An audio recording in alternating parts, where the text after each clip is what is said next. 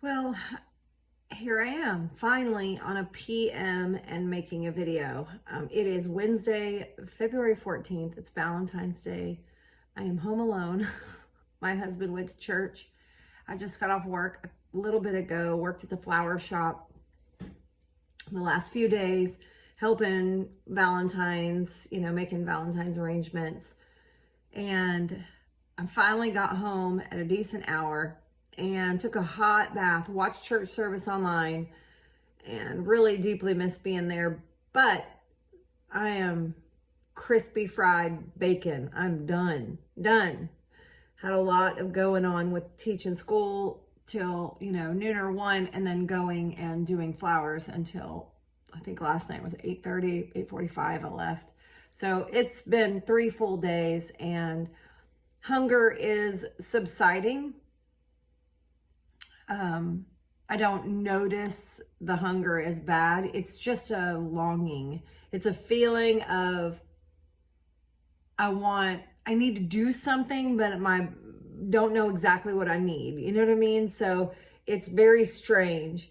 I know I can't eat. I've told myself no enough times now that eating is not an option. Like, I'm not going to be tempted into going to the fridge and just grabbing something and eating it. However, a cupcake did fall today and I went to grab it and frosting got on my hand and I licked the frosting because it's not chewing. That's my rules, is no chewing. And I was so sick from just a big glob of frosting. It's been 2 or 3 weeks since I've had sugar. And so that sugar content was just through the roof. Made my stomach turn, literally made my stomach turn. I felt gross. Took probably, I'd say 30 to 45 minutes for me to feel less nauseated. I was literally not well from just eating, a half a teaspoon of frosting, licking it off my hands and swallowing. I didn't chew. I'll be very clear on that to myself. Because it immediately, the enemy's like, oh, you broke your fat, you ate. No, I didn't chew. So I did lick frosting. I mean, it was all over my hand. I was in the middle of my car. Like, what am I going to do? Anywho, I don't need to justify it anymore. But that made me sick. But I'm not tempted to go like ravage the refrigerator and make a sandwich and eat it really quick. I'm done with that. It's just a longing. And really, that's what fasting is. It's to produce that longing so that you don't long for food. You long for, you do long for food. But instead of food, you take that longing and give it to God. And you spend time with Him. And it has been not a successful journey so far. At the end of day 8 that I have spent ample time in God's presence. I've been really, I would hate to say so busy that I can't do that, but it's just one thing after another. After Valentine's Day, things will slow down. I'll make things slow down. I can't sustain this. Like, I can't sustain this on my own. I have to have God. I need Him. And I'm not getting enough time with Him, enough time to listen, enough time to just be in His presence and linger. So working on that after this Valentine's holiday, feeling okay. Mornings are so rough, like just getting going and waking up. It's like it's amplified my sleep inertia, but probably not getting enough sleep either. So we'll be trying to head to bed here very shortly and remedy that situation. So other than that, everything's pretty decent. I've had lots of thoughts about being open with this fast, and I've gone back over scripture, and I just don't know if I don't feel like I've done anything wrong, but it does say in the Bible to fast in secret. And so I'm still just delving into this. I really think that people need to be motivated to fast. And the only way that we learn how to fast is if someone teaches us or even knows that another person is fasting. And so I'm still just wrestling with that whole dilemma. Like, do you tell people, do you not? And I really haven't had to tell people. Like a lady at the store today, I just said I was buying some juice, and she asked me, "Is that juice any good?" And I said, "Oh yeah, I like it." I said, "There are times where I, I don't. How did I say it? That I skip meals." I said, "There are some times that I skip meals, and instead of a meal, sometimes I just need to grab a juice, or if I skip several meals, then I'll need these." And she said, "Do you fast?" And I said, "Yes, ma'am. Yes, I do." And she said, "Well, how long do you fast?" It opened up like her curiosity was piqued, and she wanted to know about fasting. And my dilemma is, well, if we're supposed to do it in secret, I will do it in secret. However, if people want to learn and people want to know and people want to be like, "Wow, if she can do it, I can do it too," then surely it's okay to talk about. Surely Jesus talked about fasting with his disciples, surely. So I'm just still wrestling with that whole dilemma. Of course, I would never walk up to someone and say, "Hey, I'm fasting. I'm so important." That's not what I'm talking about. I'm talking about if the subject comes up, if someone notices that you are not eating, do you just, "Oh, I'm just not eating," and then keep them wondering? Or, or if they ask you straight out, "Are you fasting?" "Well, yes, I am fasting." "How long are you fasting?" You know what I mean? Like how long do we entertain the questions? And I think it's a good thing to be thinking about. God has got me in a place where I want to be very careful not to obviously fast wrong. I don't want to be bragging about fasting, but at the same time, how do you do it in secret and then teach as well? So I think it's a great topic to kind of debate. Of course, I always look at scripture. I'm always listening to sermons or listening to podcasts or reading books about fasting so that I can learn from other people. See, if you don't talk about fasting, I have a book right here called The Atomic Power with God Through Fasting and Prayer. It's an old school book. It was written in 1946 and then re-released a few years later, and then revised and revamped and released in the 2000s. And it is incredible. It's like stories and people talking about fasting. And I love that.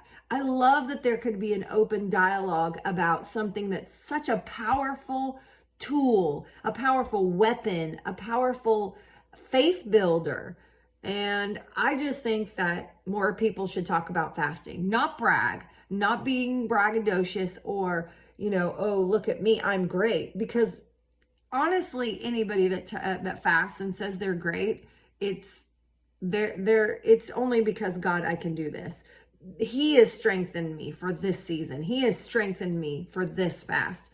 And so I just wish we could have more open discussions about it. And so I did tell my students this year, my high school students, that I would be partaking in a long fast.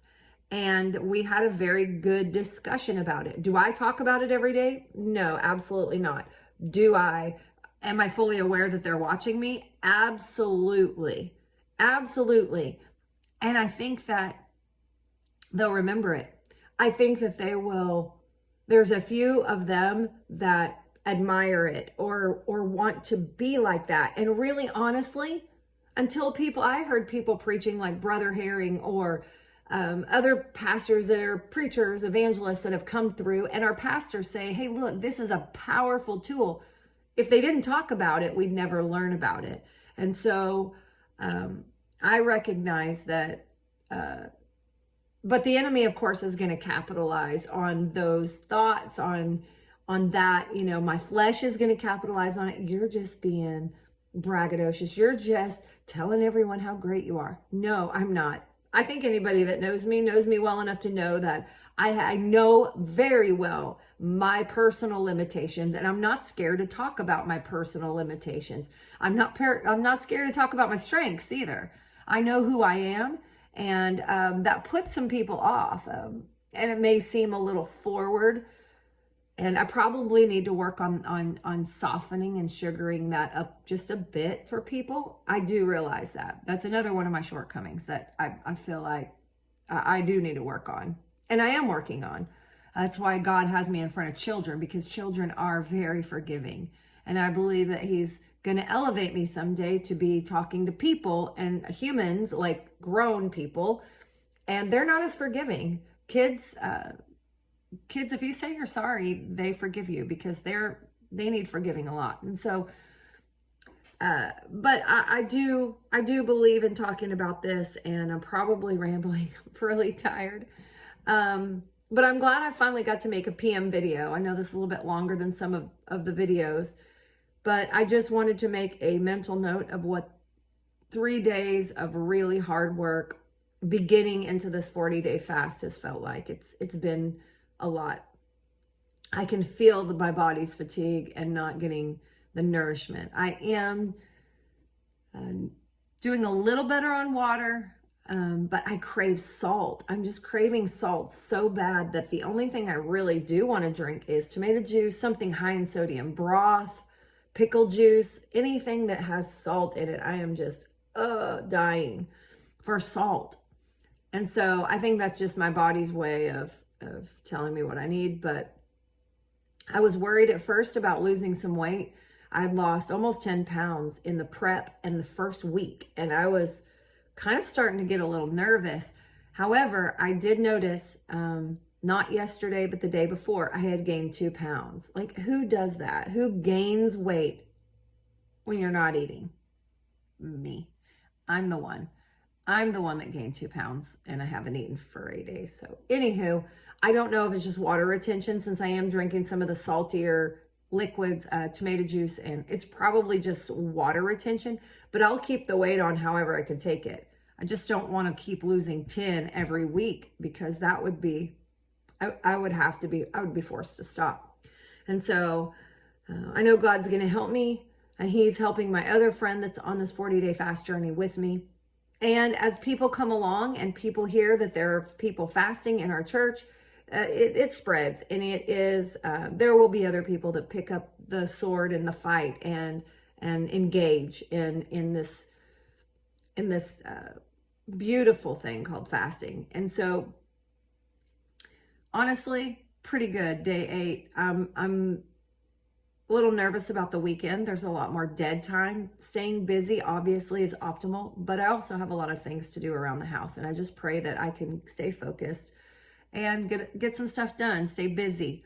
So with that, I will try to make a video in the evenings starting again, now that I'm not working at the flower shop. But until tomorrow.